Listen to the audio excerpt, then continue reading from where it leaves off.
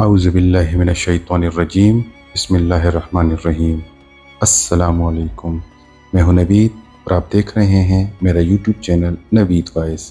ناظرین کرامی، آج جو واقعہ میں آپ لوگوں کے لیے لے کر آیا ہوں اس کا نام ہے فرعون کو شیطان کی نصیحت۔ ایک مرتبہ فرعون کے سامنے شیطان ظاہر ہوا اور اس نے فرعون سے پوچھا کہ تجھے کس نے خدا بنایا ہے اور تیرے اندر ایسا کون سا کمال ہے کہ تو اپنے آپ کو خدا سمجھ بیٹھا؟ تو فرعون نے کہا کہ میرے پاس بہت بڑی طاقت ہے، میرے پاس بہت سا سونا، چاندی، ہیرے، جواہرات ہیں اور میں بہت بڑے ملک کا مالک ہوں۔ شیطان نے پوچھا اور کیا ہے تیرے پاس؟ فرعون نے کہا کہ میرے پاس اندرونی ایسی طاقت ہے جو تیرے پاس نہیں ہے۔ شیطان نے کہا دکھاؤ۔ فرعون نے فوراً حکم دیا کہ اسی وقت 1000 جادوگر بلائے جائیں اور وہ سب مل کر اس شیطان کو اپنی پھونکوں اور اثر سے اڑا دے، اور انہوں نے اپنا جادو دکھایا۔ شیطان کو بھی اللہ تعالیٰ نے بڑا علم دیا ہے۔ شیطان نے ایک پھونک ماری جس سے سارے جادوگروں کے اثرات ختم ہو گئے۔ دوسری مرتبہ پھر ان 1000 جادوگروں نے اپنا جادو دکھایا۔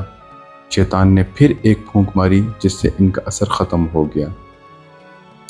ان جادوگروں نے پھر آخری جادو دکھایا۔ شیطان نے پھر ایک پھونک ماری اور ہنس کر کہنے لگا کہ تم اگر ایسے 1000 جادو بھی دکھاؤ گے تو میرا کچھ بگڑنے والا نہیں ہے، سب ہوا میں تحلیل ہو جائے گا۔ اے فرعون، یاد رکھ، مجھے اللہ تعالیٰ نے ایسی چیزیں عطا فرمائی ہیں، لیکن پھر بھی اللہ تعالیٰ نے مجھے اپنے محبوب نہیں بنایا اور مجھے اپنا فرما بردار بندہ ماننے سے انکار کر دیا۔ تو خدا کا نافرمان ہے تو رب کیسے ہو سکتا ہے؟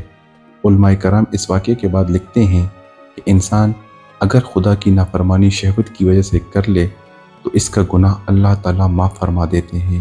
نفسانی خواہش کی وجہ سے اگر گناہ سرزد ہو جائے اور انسان اپنے گناہوں سے توبہ کر لے تو اللہ تعالیٰ اس کو معاف فرما دیتے ہیں، لیکن اگر کوئی تکبر اور غرور کرے اس کو توبہ کی توفیق نہیں دیتے، یعنی تکبر اور غرور کی وجہ سے توبہ جیسی نعمت سے محروم ہو جاتا ہے۔ اللہ ہم سب کی حفاظت فرمائے، آمین۔